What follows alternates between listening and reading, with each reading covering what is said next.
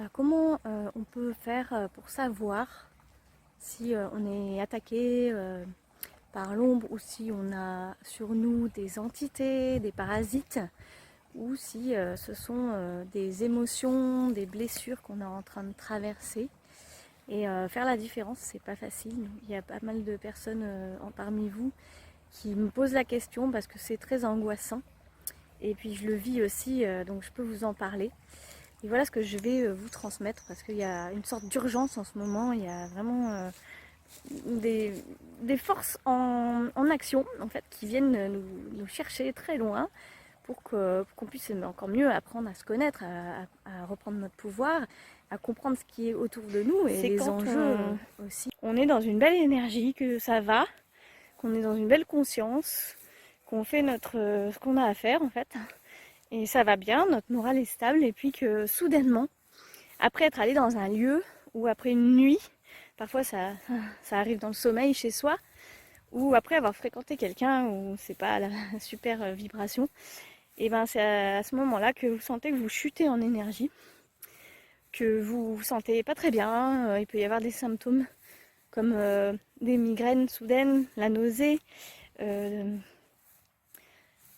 des douleurs, parfois aussi, ça peut se produire, et que vous êtes soudainement le moral à zéro en fait. Donc là, s'il n'y a pas de raison et qu'il vous arrive ces choses-là, à moins d'avoir attrapé une grosse gastro, franchement, si vous avez, enfin, faites-vous aider pour dégager parce qu'il y a forte chance que vous soyez face à des, des énergies qui sont venues vous accrocher, vous coller et être invasives voilà, dans votre vie. L'idée principale déjà, c'est comment savoir si c'est de l'ombre qui nous attaque ou des entités qui nous plombent, qui fait qu'on est dans la souffrance, dans la perte d'espoir, dans l'irritabilité, l'hypersensibilité, ou si c'est juste des émotions, des blessures qu'on a en nous et qu'on est obligé de les transcender, les vivre, et c'est pas mal, c'est juste de les accompagner, pour les aider à se transformer, à mettre des pardons, mettre de la lumière et retrouver une sécurité intérieure. Et bien, en fait, c'est un peu les deux en même temps parce que, en fait, quand on vit des blessures comme ça, quand on est poussé par la vie à vivre ces blessures, pour qu'on puisse les voir, les conscientiser, hein. C'est là, c'est un message. Comme dit la phrase, on ne tire pas sur le messager, en fait. Hein. Le messager, il est là pour transporter une information. Et nous, soit on l'accueille, soit on tire sur le messager, et puis ça va se reproduire. Le messager va revenir sous une autre forme.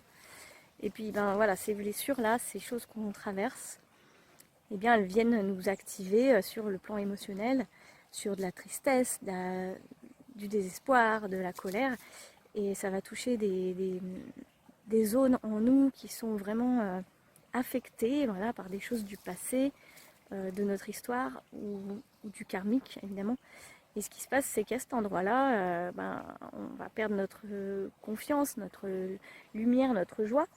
Et du coup, ça va ouvrir des failles à l'intérieur de notre énergie, des failles énergétiques, des brèches, on appelle ça des brèches. C'est souvent le cas aussi quand nous, les femmes, on a notre cycle menstruel, de la fatigue, syndrome, comment on appelle ça, le syndrome d'avant le cycle, là. Et ça ouvre des failles, ça ouvre des brèches énergétiques. Et à ce moment-là, c'est là que peuvent se faufiler un peu tout ce qu'on veut, hein, voilà, des amérantes, des entités qui trouvent de la place en fait quelque part en soi, dans notre énergie, qui viennent nous coller, puis ça nous plombe encore plus, ça nous tire vers le bas et ça devient un cercle vicieux. Donc l'un dans l'autre, c'est un petit peu une gymnastique qui fait que quand on vibre moins de lumière, moins de joie, avec la vie, avec les autres, avec nos problématiques, ce qui est naturel d'ailleurs, quand on a une problématique, on n'a pas envie d'être joyeux, mais quand on est en conscience, on sait qu'il va y avoir une forme, c'est comme une faiblesse immunitaire en fait, qui va s'installer en nous, mais dans notre énergie, et là, ça va être la porte ouverte à d'autres trucs pas cool qui peuvent venir encore appuyer sur le problème et le rendre en fait infect à vivre. Et puis ça peut nous faire dégringoler aussi dans la dépression ou voilà, dans des états vraiment inconfortables, voire des problèmes de santé. Donc il est important de toujours garder en conscience que ce qu'on traverse, de toute façon on est obligé de le traverser. Mais souvent il y a les deux en même temps. Et il y a un autre cas de figure aussi, c'est que quand on a aussi ce mental où on est affecté par des choses de la vie, par exemple les gens ne sont pas comme on veut, notre conjoint, nos enfants, notre patron, enfin tout le monde, là, toute la clique, le festival là, dans notre cinéma, dans notre jeu, et ben toutes ces situations, le magasin est fermé, je peux pas faire ce que j'avais à faire, mon ordi plante, ce nanana. Donc tout ça en fait c'est des petites choses qui semblent anodines, mais en fait on va nourrir des pensées négatives, des pensées basses, de basse vibration, à notre insu, parce que on le fait tous en fait, on est humain. Et en nourrissant ces choses insatisfaisantes de la vie, en posant des critiques, des jugements, même sur soi en fait. Oh là là, je me fais tout le temps mal, je me cogne tout le temps partout, oh là là, qu'est-ce que je suis bête, j'oublie tout. Et tout ça en fait, c'est juste là que ça commence notre pouvoir. C'est qu'en utilisant ces injonctions insatisfaites toute la journée, parce qu'on est humain et on le fait tous en fait, plus ou moins, ça dépend des jours, en utilisant ces pensées, en fait on vibre de basses énergies et du coup ça attire aussi plein de choses pas cool dans l'invisible. Donc c'est vraiment une discipline de prendre conscience de ça. Et donc l'invitation, c'est la responsabilisation de ce qu'on est en train de s'auto-suggérer. Et oui, c'est pas rigolo, c'est pas tout beau tout rose, mais en fait on en est tous là. Et à nous de saisir la chance de changer quelque chose, d'essayer d'être plus conscient de ce qu'on dit, de ce qu'on pense. Et moi ce que je suggère de faire, c'est quand on est vraiment dans des états émotionnels qui sont trop difficiles à vivre et qu'on ne sait pas en fait si c'est juste des blessures ou de l'ombre, c'est déjà de commencer par se faire dégager, nettoyer éventuellement notre maison. Surtout, des fois on croit que c'est sur soi, mais non, en fait c'est à l'intérieur d'un lieu de vie ou d'un lieu où on se trouve.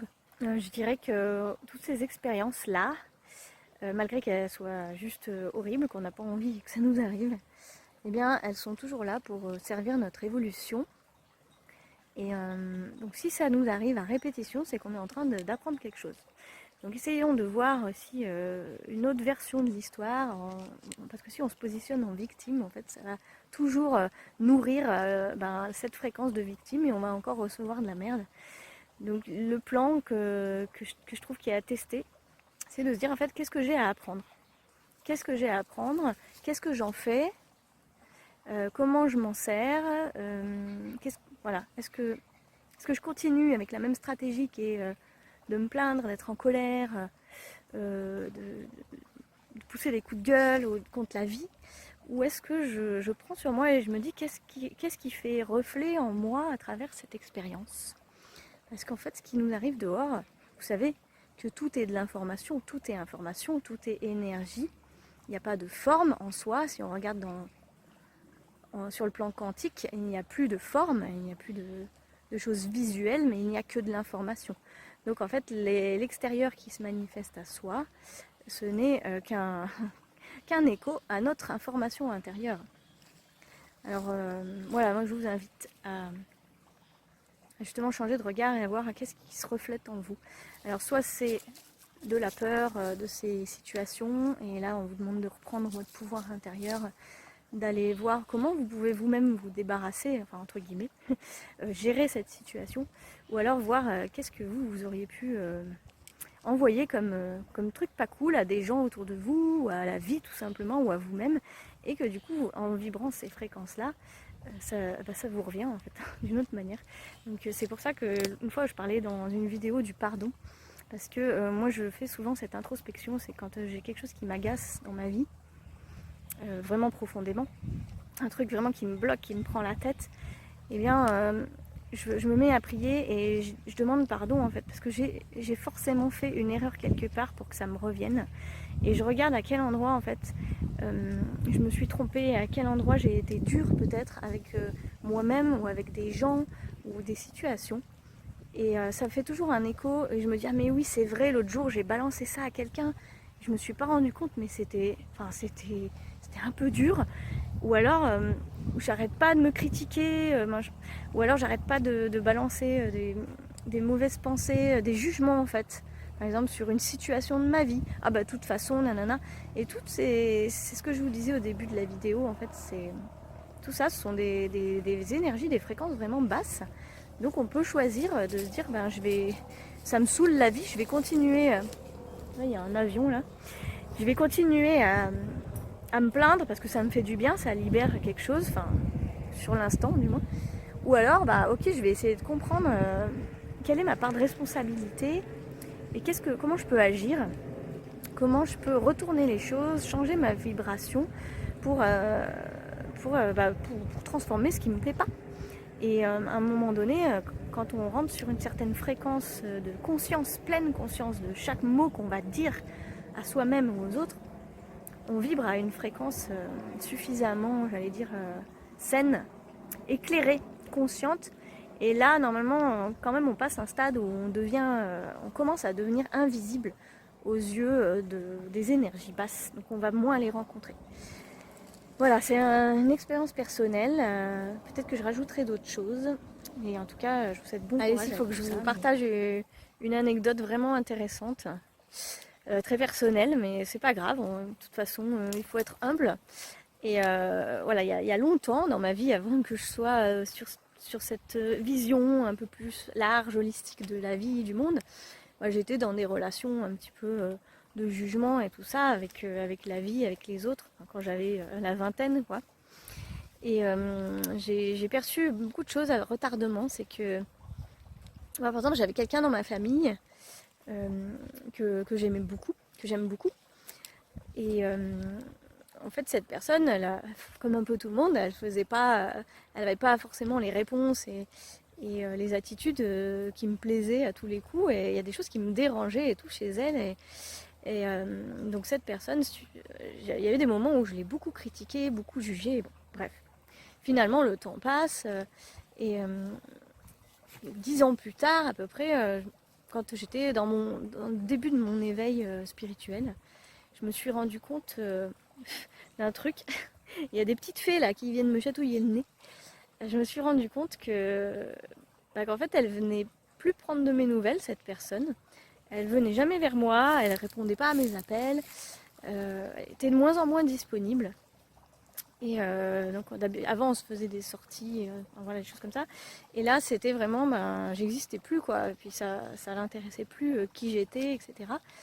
Et ça me faisait de la peine, mais après j'ai accepté, mais il y avait toujours un truc pas réglé et je me demandais mais pourquoi cette personne elle est odieuse, c'est horrible d'être aussi indifférent quand même, hein, avec tout ce que j'ai fait.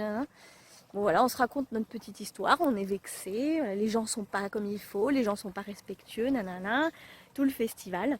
Et puis après quand j'ai commencé à me mettre à prier et à demander pardon pour mes erreurs, j'ai eu des grosses introspections. Et ça c'est un gros détail, c'est un petit exemple plutôt, parmi tant d'autres, hein, parce qu'il y en a eu plein. Et je me suis rendu compte en fait que cette personne qui venait plus vers moi, et moi-même, si je revenais en arrière, si je rembobinais le fil du cinéma, je me suis rendu compte que c'est moi qui l'ai éloigné. Parce que j'ai tellement envoyé d'injonctions, sans qu'elle le sache, des jugements sur sa personne, sur ce qu'elle faisait pas, sur le fait qu'elle rentrait pas dans moi ce que je voulais, ma vision à moi. En fait, même sans être méchante, j'envoyais des injonctions négatives sur elle et pour moi c'était normal parce que je m'en défendais, c'est elle qui avait des problèmes et qui était pas bien, etc. Et voilà, je me suis rendu compte que toute la merde que j'avais nourrie, qui était pas pour être méchante avec cette personne, mais en tout cas c'est des choses que j'avais bien entretenues. Et bien la personne, bah, forcément énergétiquement, elle peut pas revenir vers vous. C'est logique en fait. Même sans le savoir, d'âme à âme, on ressent la fréquence de l'autre, des autres. Donc à un moment donné, s'il y a quelque chose qui ne se fait pas dans notre vie, qui ne se fait pas comme on veut, qui vient nous déranger, c'est qu'on a envoyé quelque chose. Il y a toujours une origine en fait. Ce qui se manifeste vient toujours d'une émotion, d'une pensée. Toutes les grandes choses qui ont été créées, hein, les maisons, les choses des humains qui ont été créées, les entreprises, tout ce qui est magnifique, les œuvres, ça a toujours une origine qui vient de l'intérieur de soi. C'est comme ça que ça fonctionne, la manifestation. Donc voilà, cette petite anecdote pour vous aider à peut-être à faire un pas vers vous, à vous retourner avec humilité, voir à quel endroit vous, sur votre tableau, il y a des tâches. C'est non pas pour se culpabiliser, comme quelqu'un me l'a fait remarquer, mais c'est pour ouvrir des portes et se remettre soi-même à sa place et rentrer dans plus de compassion, rentrer dans... Bah, c'est ça, c'est se responsabiliser, être conscient de ce qu'on fait, de ce qu'on dit, parce que la vie est déjà assez compliquée comme ça. Donc en fait, si on vient contribuer à rajouter de la difficulté, ben, faut pas s'étonner que derrière, on va en récupérer. Et voilà, je me permets de témoigner de ça parce que moi j'étais vraiment, enfin il y a 15 ans en arrière, avant d'être en conscience, d'avoir fait un éveil de conscience, ben, je vous assure que j'étais vraiment pas une personne facile. Je critiquais beaucoup de gens, j'étais méchante, j'étais même agressive. J'exigeais des personnes des choses avec arrogance et vraiment j'étais pas cool. Je sais pas comment les gens de mon entourage ont fait pour me supporter et me donner de l'amour quand même, mais ça s'est fait en fait, hein. J'avais sans doute un très bon fond, mais il fallait aussi que je passe par des périodes de ma vie où bah, je m'effondre pour pouvoir prendre conscience aussi de ouais mais regarde et toi est-ce que tu es vraiment une sainte, est-ce que tu es vraiment bien sur tous les plans, est-ce que tu fais vraiment du bien à tout le monde, est-ce que toi tu prétends donner ce que tu veux recevoir, est-ce que tu prétends le donner aussi bien à tout le monde en fait. Et ben bien souvent c'est pas le cas. Voilà, en tout cas je vous rappelle que je suis en train d'écrire un nouveau livre à l'aide d'une amie qui est médium, passeuse d'âme, et on va aborder justement toutes ces notions de l'invisible qui vient nous impacter dans notre quotidien. Comment faire pour savoir ce qui se passe, qu'est-ce qu'on ressent, qu'est-ce que c'est que ce monde et comment ça nous impacte. Donc vraiment je vais étudier ça plus en profondeur pour vous renseigner, et ce livre il sortira en 2026. Donc n'hésitez pas à suivre les réseaux pour en savoir plus, et puis ça sera un plaisir de partager avec vous.